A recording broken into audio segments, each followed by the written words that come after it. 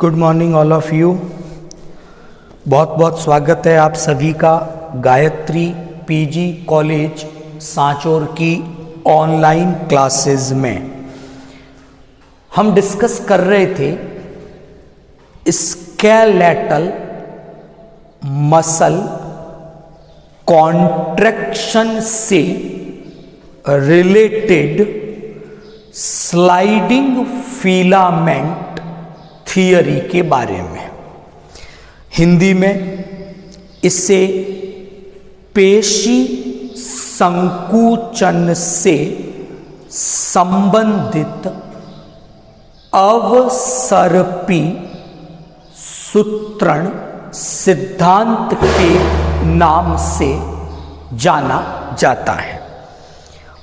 पेशी संकुचन से संबंधित sliding filament theory most accepted theory है और ये जो थियरी है इसे हैंसन और हग्जले नामक वैज्ञानिकों के द्वारा प्रस्तुत किया गया।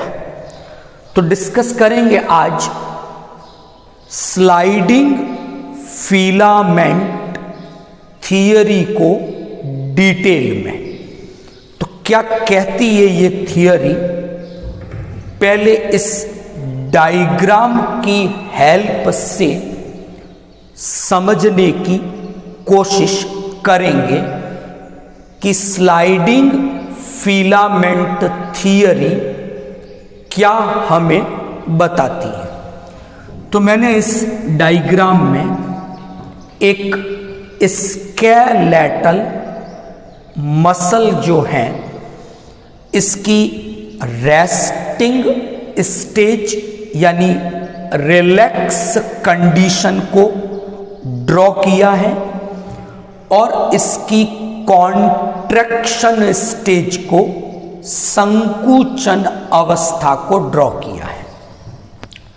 हैंसन और हग्जले ने क्या बताया कि पेशी जो है वो पेशी तंतुओं के रूप में होती हैं और पेशी की जो संरचनात्मक कार्यात्मक इकाई है वो है सार्कोमियर। या डायग्राम में मैंने इसे रिप्रेजेंट किया है। तो हम क्या देखते हैं कि पेशी की संरचना में मोटे तंतु और पतले तंतु एकांतरित क्रम में ऐसे व्यवस्थित रहते हैं। मोटे तंतु मैंने यहां पर वाइट कलर से रिप्रेजेंट किए हैं और हम पहले पढ़ चुके हैं कि मोटे तंतु मायोसिन प्रोटीन से बने हुए हैं। इन्हें हम ए बैंड के नाम से भी जानते हैं। जो पतले तंतु हैं उन्हें ब्लू कलर से रिप्रेजेंट किया है।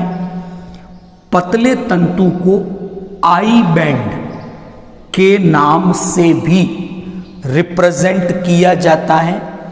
इनमें एक्टिन, ट्रोपोनिन, ट्रोपोमायोसिन, ट्रोपोमोड्यूलिन जैसे प्रोटीन होते हैं।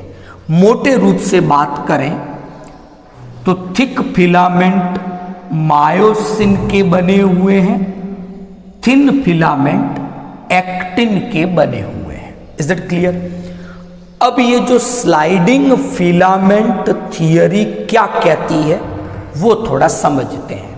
पहली बात कि जब पेशी में कॉन्ट्रैक्शन यानी संकुचन की क्रिया होती है तो उस समय जो मोटे तंतु हैं, थिक फिलामेंट है यानी मायोसिन है, उनकी स्थिति में कोई परिवर्तन नहीं आएगा। यानी जब पेशी सामान्य अवस्था में है या जब पेशी संकुचन की अवस्था में है, मायोसिन प्रोटीन या जो मोटे तंतु हैं उनकी पोजीशन नहीं बदलती हैं। जैसी इनकी पोजीशन रिलैक्स स्टेट में है वैसी ही पोजीशन कॉन्ट्रैक्शन की स्टेट में भी रहेगी। नंबर 2, इस थ्योरी की दूसरी महत्वपूर्ण बात कि मसल कॉन्ट्रैक्शन के समय ना तो मायोसिन यानी मोटे तंतु ना ही पतले तंतु यानी एक्टिन और मायोसिन की लेंथ में कोई परिवर्तन नहीं आएगा। यानी मायोसिन और एक्टिन की लंबाई जैसी या जितनी विश्राम अवस्था में थी, इनकी लेंथ कॉन्ट्रैक्शन या संकुचन की अवस्था में भी उतनी ही रहेगी। 2 बातें हो गई। तीसरी महत्वपूर्ण बात, लेकिन होता क्या है कि ये सार्कोमियर की मैं अगर बात करता हूं, पेशी तंतु की संरचनात्मक कार्यात्मक इकाई, हमने पहले भी सार्कोमियर के बारे में डिस्कस किया था जब हमने कंकालीय पेशी की संरचना डिस्कस की थी। तो जो सार्कोमियर है, पेशी संकुचन के समय सार्कोमियर की शॉर्टनिंग होती है कि पहले ये लेंथ थी इसकी, अब इतनी ही रह गई। तो क्या हुआ उस समय कि एक्टिन के फिलामेंट जो पतले तंतु हैं वो एक दूसरे की ओर स्लाइड करते हैं, और वो भी किसके ऊपर? मायोसिन के ऊपर। इसीलिए इस थ्योरी का नाम स्लाइडिंग फिलामेंट है कि फिलामेंट यानी ये जो तंतु हैं वो एक दूसरे की ओर मायोसिन के ऊपर फिसलते हैं। इसलिए इस थ्योरी का नाम ही क्या दिया? Sliding filament theory. यहां तक ठीक। अब इस पूरी थियरी को समझते हैं 1 by 1। तो क्या क्या चेंजेस होते? 3 महत्वपूर्ण बातें हमें इन 2 डायग्राम से समझ में आती हैं। मायोसिन की पोजीशन नहीं बदलेगी, एक्टिन और मायोसिन की लंबाई में कोई परिवर्तन नहीं आएगा, केवल और केवल सार्कोमियर की शॉर्टनिंग होगी। और वो क्यों होगी? क्योंकि एक्टिन मायोसिन के ऊपर फिसलते हैं, एक दूसरे की ओर गति करते हैं, तो शॉर्टनिंग हो जाएगी। अब इस पूरी प्रोसेस को स्टेप बाय स्टेप डिस्कस करते हैं। सबसे पहली स्टेप आती है एक्साइटेशन की, उत्तेजन की। ओके, डिस्कस करता हूं मैं। कल भी मैंने डिस्कस किया था, परसों भी इसके बारे में हम लोग डिस्कस कर रहे थे कि हमारे शरीर में न्यूरो मस्क्यूलर जंक्शंस बने हुए हैं। क्या है वो न्यूरोमस्क्यूलर जंक्शन?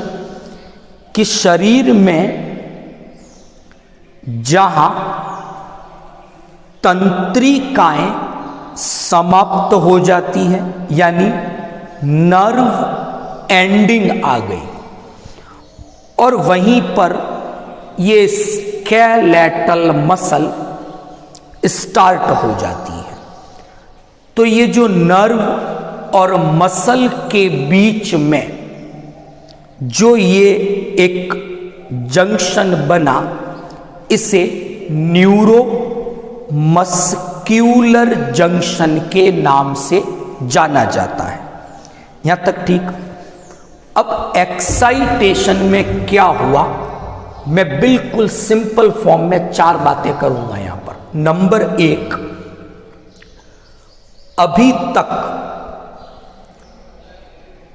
जो मसल्स हैं, पेशियां हैं, और मसल की जो प्लाज्मा मेम्ब्रेन है, जिसे हम सार्कोलेमा के नाम से जानते हैं, तो अभी एक्साइटेशन हुआ नहीं है। तो क्या स्थिति है वो समझना।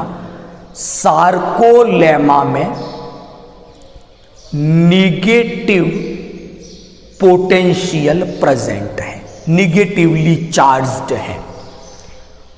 तो जब वो निगेटिवली चार्ज्ड हैं तो सार्कोलेमा की ये कंडीशन पोलराइज्ड स्टेज कहलाती है। ध्रुवित अवस्था इसे कहा जाता है। तो इस समय सार्कोलेमा यानी मसल रेस्टिंग कंडीशन में है, रिलैक्स्ड कंडीशन में है। अभी तक किसी भी प्रकार के संकुचन की कोई क्रिया प्रारंभ नहीं हुई है। यहां तक ठीक। अब मैं यहां से शुरू करता हूं क्या क्या हुआ। पहली वाली स्थिति समझ में आ गई। नंबर 2, तंत्रिका यानी न्यूरॉन इंपल्स लेकर आती है, यानी सूचनाएं आवेग इंपल्स के रूप में तंत्रिकाओं द्वारा ट्रांसफर की जाती है।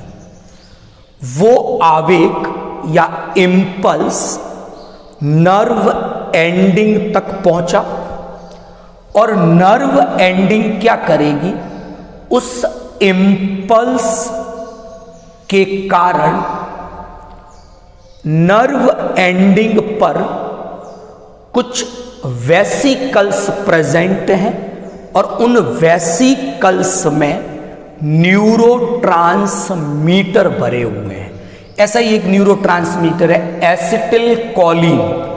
तो क्या किया, वेसिकल ने उस एसिटिल कोलिन न्यूरोट्रांसमीटर को रिलीज कर दिया न्यूरोमस्क्यूलर जंक्शन पर। यह सेकंड चेंज था। तो ऐसा कब हुआ, जब इंपल्स आवेग पहुंचा नर्व एंडिंग पर, तब ऐसा हुआ। नंबर 3, अब क्या होगा कि इस एसिटिल कोलिन के कारण सार्कोलेमा जो मसल की प्लाज्मा मेम्ब्रेन है, इसकी परमिएबिलिटी सोडियम आयन के लिए इंक्रीज हो जाती है। तो सोडियम आयन क्या करेंगे, इस सार्कोलेमा से होकर मसल के भीतर एंटर करेंगे। जब लगातार सोडियम आयन अंदर आएंगे तो जो सार्कोलेमा पहले पोलराइज्ड थी, यानी उसमें नेगेटिव पोटेंशियल था, चार्ज था, अब वो डीपोलराइज होगी, विध्रुवित हो गई। उसके भीतर अब पॉजिटिव पोटेंशियल, पॉजिटिव चार्ज आ गया। यहां तक ठीक। इस कंडीशन को एक्साइटेशन स्टेट, उत्तेजन अवस्था के नाम से जाना जाता है। तो पहली स्टेज में क्या क्या हुआ, क्या क्या चेंजेस हुए, आपको समझ में आए। तो 3-4 मोटी मोटी बातें मैंने बताई, इजीली समझ में आ गई। अब चलते नंबर 2 पे। उत्तेजन के ठीक बाद एक्टिन और मायोसिन के बीच एक क्रॉस ब्रिज बनना चाहिए। कैसे वो क्रॉस ब्रिज बनेगा, इस पे मैं बात करूंगा। क्या हुआ एक्साइटेशन के बाद में कि जो पोटेंशियल था, जो सार्कोलेमा पर उत्पन्न हुआ, टी ट्यूब्यूल क्या करेगा। कल भी डिस्कस कर रहे थे टी ट्यूब्यूल पर हम। टी ट्यूब्यूल सार्कोलेमा का इनवेजिनेशन, अंतर्वलन है। टी की आकृति का है, इसलिए उसका नाम है टी ट्यूब्यूल। टी ट्यूब्यूल में वोल्टेज सेंसिटिव प्रोटीन है। तो जैसे ही सार्कोलेमा पर पोटेंशियल आया, एक नया विभव उत्पन्न हुआ, टी ट्यूब्यूल उसे ग्रहण करेगा और टी ट्यूब्यूल का एक सिरा सार्कोप्लाज्मिक रेटिकुलम की सिस्टर्नी से जुड़ा हुआ है। तो वो वोल्टेज टी ट्यूब्यूल से होते हुए सार्कोप्लाज्मिक रेटिकुलम की सिस्टर्नी को ट्रांसफर हो गया। सिस्टर्नी में हमने डिस्कस किया था सार्कोप्लाज्मिक रेटिकुलम में कि वहां कैल्शियम चैनल है जिसके गेट वोल्टेज में परिवर्तन से खुलते और बंद होते हैं। तो जब मसल नॉर्मल कंडीशन में, रेस्टिंग कंडीशन में थी, पोटेंशियल नेगेटिव था, वो गेट बंद थे। अब मेम्ब्रेन डीपोलराइज हो गई है, वोल्टेज नेगेटिव से पॉजिटिव आ गया है। अब वो कैल्शियम के गेट ओपन हो जाएंगे। गेट के ओपन होते ही कैल्शियम सिस्टर्नी से बाहर साइटोसोल में आएगा और जो साइटोसोल में कैल्शियम आएगा तो साइटोसोलिक कैल्शियम का लेवल हाई हो जाएगा। साइटोसोल में कैल्शियम हाई हुआ तो कैल्शियम जाकर ट्रोपोनिन के साथ जुड़ेगा। एक प्रोटीन है जो थिन फिलामेंट में है, troponin C, troponin I, troponin T, 3 प्रकार के हैं। तो ट्रोपोनिन सी के साथ कैल्शियम के 4 अणु जुड़े। जुड़ते ही वो ट्रोपोनिन सी क्या करता है, ट्रोपोमायोसिन को कन्फर्मेशनली चेंज कर देता है, जिसके कारण एक्टिन अब फ्री हो जाता है कि वो मायोसिन के साथ जुड़ जाए।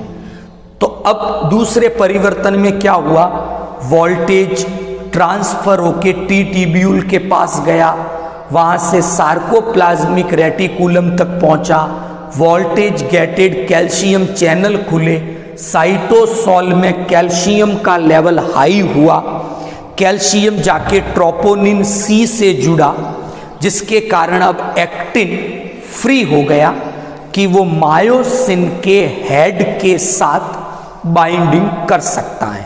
तो इस प्रकार सेकेंड स्टेज में एक्टिन और मायोसिन के बीच एक क्रॉस ब्रिज बना।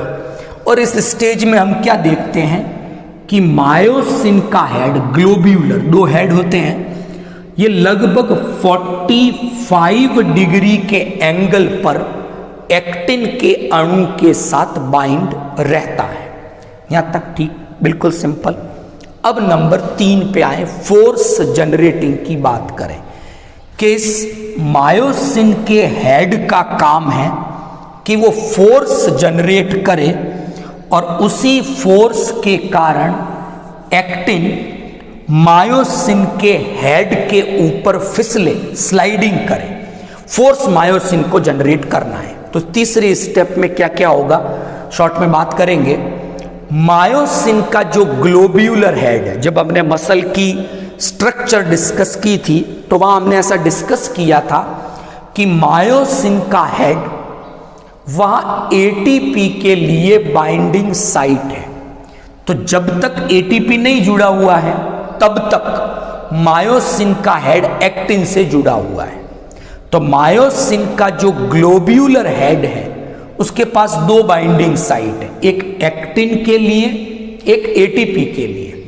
तो जैसे ही एटीपी जुड़ा मायोसिन के ग्लोब्यूलर हेड पर, तो मायोसिन के हेड पर जब एटीपी जुड़ा और फिर मायोसिन का हेड काम करता है एटीपी एज एंजाइम का, वो उस एटीपी को तोड़ेगा, एडीपी और फॉस्फेट बनाएगा।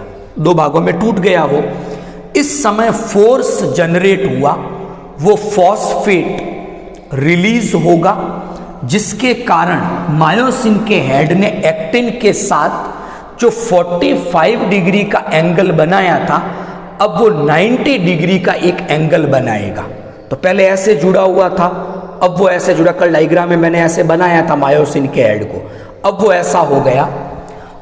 अब ये एटीपी खत्म हो गया पूरा, इसके खत्म होते ही एटीपी खत्म हो चुका है, एटीपी के खत्म होते ही अब जो मायोसिन का हेड है वो वापस, और इसी समय क्या होता है कि फोर्स जनरेट होगा एक्टिन मायोसिन के अगेंस्ट। पहले ऐसे था, अब ऐसे हुआ, एक्टिन थोड़ा सा फिसला आगे की और फॉरवर्ड डायरेक्शन में, और वापस मायोसिन का हेड एक नई जगह बाइंडिंग कर लेगा। ये सब कुछ फोर्स जनरेटिंग का हिस्सा है। तो क्या क्या हुआ था, इस सेकंड स्टेप में हमने कहा था मायोसिन का ग्लोब्यूलर हेड एक्टिन के साथ 45 डिग्री के एंगल पर कनेक्ट रहता, बाइंड रहता, जुड़ा हुआ है। फिर तीसरी स्टेप में पहले एटीपी जुड़ा, फिर मायोसिन का हेड एटीपी एज का काम करता है, उसने एटीपी को एडीपी और इनऑर्गेनिक फॉस्फेट में तोड़ा। इनऑर्गेनिक फॉस्फेट के कारण फोर्स जनरेट हुआ, मायोसिन का हेड अब 90 डिग्री के एंगल पर एक्टिन के साथ बाइंडिंग करेगा और एक्टिन इस समय स्लाइडिंग करेगा, और जैसे ही एटीपी खत्म, एनर्जी पूरी हो गई, फोर्स जनरेटिंग खत्म हुआ, अब मायोसिन का हेड वापस 45 डिग्री के एंगल पे जुड़ जाएगा। इसी समय क्या होगा कि एटीपी की रिस्पांस के कारण सिस्टर्नी, जो सार्कोप्लाज्मिक रेटिकुलम है, वहां कैल्शियम पंप है, वो पंप क्या करेंगे 30 मिली सेकेंड के भीतर, कल भी मैंने बात की थी, सब कैल्शियम वापस साइटोसोल में चले जाएंगे। जब कैल्शियम साइटोसोल में चले गए तो साइटोसोल में कैल्शियम का लेवल डाउन हुआ। अब ट्रोपोनिन सी कैल्शियम से जुड़ा हुआ नहीं है, तो ट्रोपोनिन सी ट्रोपोनिन आई को, ट्रोपोनिन टी को, ट्रोपोमायोसिन को चेंज करता है, जिसके कारण वो वापस एक्टिन से जुड़ जाते हैं। एक्टिन से जुड़े तो अब मायोसिन एक्टिन के साथ बाइंड नहीं हो सकता, यानी क्रॉस ब्रिज नहीं बना, अब मसल रिलैक्स्ड कंडीशन में आ चुकी है।